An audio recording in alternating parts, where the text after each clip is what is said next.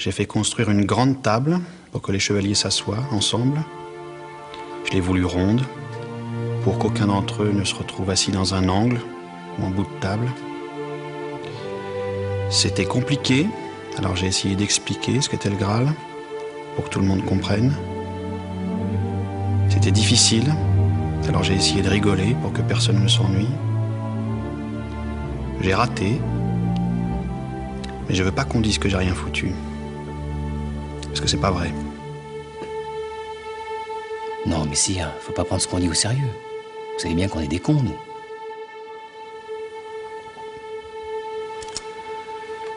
Arrêtez de m'appeler sire.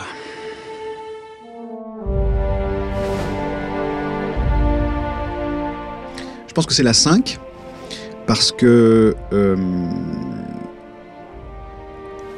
c'est la plus osée, je pense. Selon moi. Disons que c'est celle qui me rend le plus fier, en tout cas, parce que c'est celle qui montre un héros auquel les gens ont eu le temps de s'attacher pendant 4 saisons, donc il y a vraiment la sympathie du public. Enfin, je veux dire, quand les gens regardent Kaamelott, c'est vraiment par ses yeux à lui que les choses se passent, et qui s'autorise un découragement total. Ce qui est compliqué vis-à-vis d'un héros, de le faire abandonner. C'est-à-dire que c'est une saison où il triche, où il se soustrait à ses obligations, où il laisse le royaume sans gouvernement, où il va aller chercher sa descendance, où ça va le mener très loin, jusqu'à une tentative de suicide. Donc je suis fier d'avoir, sur M6, à 20h40, balancé un héros qui se suicide dans sa baignoire, parce que c'est pas de la provocation de ma part, mais je suis content d'avoir réussi à imposer le fait qu'un héros, c'est ça aussi. Et si ça peut pas être ça, il manque un truc.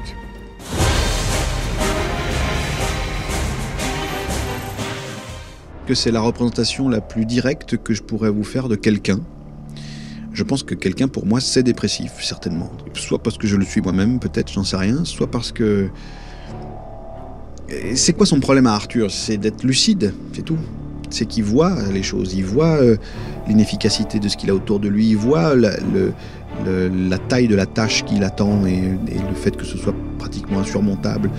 Il voit tous les retards qu'il prend, il voit le héros qu'il voudrait être et qu'il n'est pas. Et donc, pour moi, c'est un mec réaliste et lucide, et ça l'entraîne naturellement. C'est pas un choix que j'ai fait, pour reprendre votre question. C'est pas un truc où je me suis dit, tiens, je vais faire un mec comme ça. C'est un mec qui me ressemble, en fait, à plein de points de vue. Sauf qu'il est dans d'autres environnements, avec d'autres prérogatives, tout ça. Mais je veux dire, c'est ni plus ni moins que la même chose. Et pour moi, un héros, ça se décourage. Mais dans Soprano, il se décourage aussi. Hein. Dans Soprano, il y a des moments, il en a jusque-là, il comprend plus rien, il fait n'importe quoi, il a 15 000 gonzesses, ça se voit que le mec tombe. Et de temps en temps, il se relève, c'est-à-dire qu'il redevient le chef qu'il doit être. Et pour moi, un héros, c'est ça.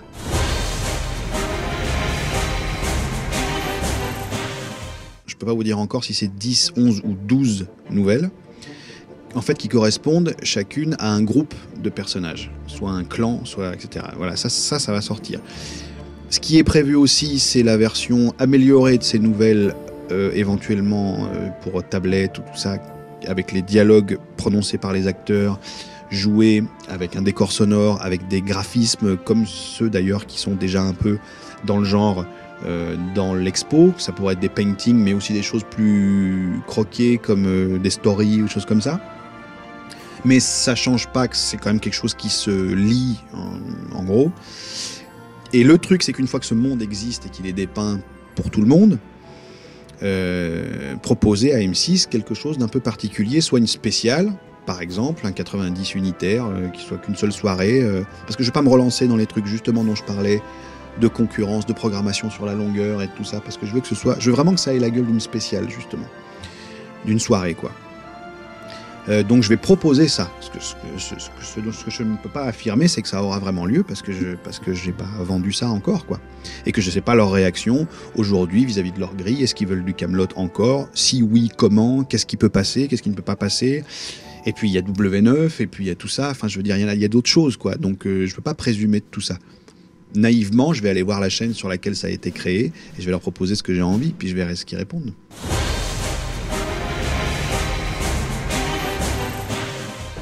C'est les films dans ma tête parce que ça se finit en 3 films. Ça, je le sais. Après, s'il n'y en a pas 3, c'est que quelque chose s'est mal passé quelque part. Bon, ça peut arriver. Mais le projet tel qu'il est là aujourd'hui, c'est 3. Kaamelott Résistance, c'est le premier acte du premier film. Si on compte que c'est un film d'aventure, heroic fantasy, même si c'est de la comédie, je voudrais pas que ça dure 1h20 parce que ça me semblerait un peu bizarre. Donc si c'est aux alentours de 2 heures de film ou un peu moins, ça veut dire qu'il y a 30 minutes d'acte 1 réservé à cette période de la résistance. L'oppression par Lancelot du pays, les clans qui résistent, les clans qui collaborent, l'absence d'Arthur et sa recherche et tout ce qui va découler de tout ça. 30 minutes d'acte 1 pour moi, au fur et à mesure que j'inventais la réaction des clans vis-à-vis de cette nouvelle situation, je suis tombé plus amoureux de cette situation que ne me proposait 30 minutes pour le raconter. Donc Kaamelott Résistance, c'est ça. C'est une bulle de cette période qui ne sert qu'à ça, qui est très particulière. Déjà parce qu'Arthur n'est pas là, donc c'est le premier changement. Et parce que vraiment toute la boîte de Lego a été secouée et puis on a ouvert et tout a changé, quoi. Et ça me paraît déjà assez ludique. Parce qu'il n'y a pas de drame de héros là-dedans. Il n'y a pas le héros qui fonce vers le bas. Il n'est pas là. Là, il y a les mecs qui se débattent pour y arriver. Donc, du coup, ça met en scène des clans qui vont louper leur coup, qui vont essayer des trucs. Voilà. Il y a vraiment l'occasion de faire de l'absurde avec tout ça. Et j'avais envie d'en faire un... faut peut-être presque le considérer comme un spin-off, en fait. Un truc à part entière qu'on peut voir ou pas. C'est-à-dire que si jamais on ne le voit pas... De toute façon, je le reprendrai dans l'acte 1 du film. C'est obligé, parce que c'est la situation dans laquelle Arthur arrive.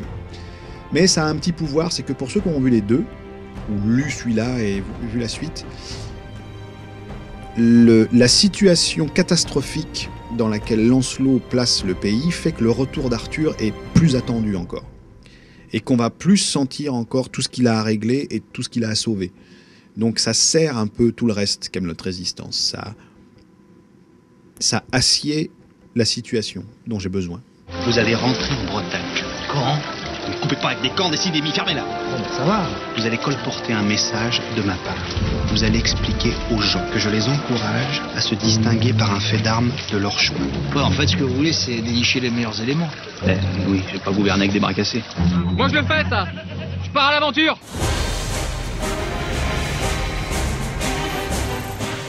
Je pense que chez nous, la solution, c'est que ce soit un mec tout seul qui écrive à chaque fois. Parce que il resterait les défauts du mec dedans. Quand vous écrivez à 15, il n'y a plus de défauts à proprement parler, parce que tout est écrété. Dès qu'il y a un mec qui a une idée bizarre, avant qu'il la fasse choper aux 14 autres, c'est compliqué.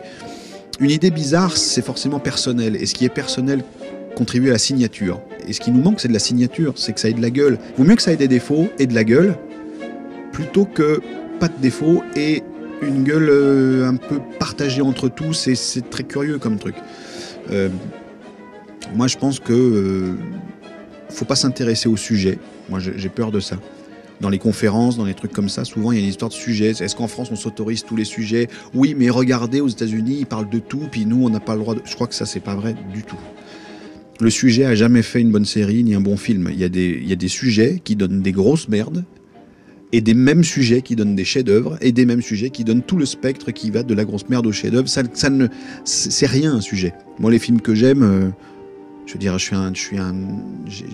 Les Dents de la Mer, par exemple, c'est un de mes films préférés. Je sais pas si je suis dingo des requins, je m'en fous. C'est juste qu'il y a Spielberg, qu'il y a Dreyfus, qu'il y a voilà, et que c'est un chef-d'œuvre pour moi parce que c'est eux. Pas parce ce dont ça parle. Donc pour moi, en France, on s'attache encore trop à ce dont on parle et pas comment. Moi, c'est le comment que je cherche, pas le quoi. Je ne crois pas à l'œuvre collective du tout.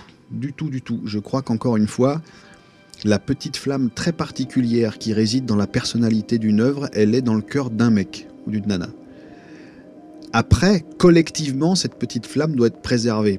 Une fois que ça passe par toutes les mains des acteurs, du réa, si c'est pas le même mec, de la chaîne, des corrections diverses, il faut que cette petite flamme soit toujours là. Pour moi, elle est tenue, en tout cas la part la plus précise de cette petite flamme, elle est tenue par une seule personne. Et elle est fragile et presque indéfendable. C'est-à-dire que quand on se retrouve devant 15 personnes en essayant de défendre cette petite flamme, elle est presque inexplicable. Elle est, si on commence à la formuler en face, vous allez voir, ouais, peut-être, je vois pas ce que tu veux dire. Donc, Non, je crois qu'il faut faire confiance à ce que quelqu'un a dans le bide à partir du moment où il a l'air de savoir où il va, quoi. Occupez-vous donc de votre Graal et laissez le théâtre à ceux que ça concerne. Je vous rappelle quand même qu'au-delà de la reine d'Irlande et de cette grosse pouffe de duchesse de Calédonie, le théâtre, ça concerne aussi le public. De quoi je me mêle à la fin? Je croyais que vous aimiez pas le théâtre de toute façon. Évidemment que j'aime pas le théâtre, regardez ce qu'on y trouve.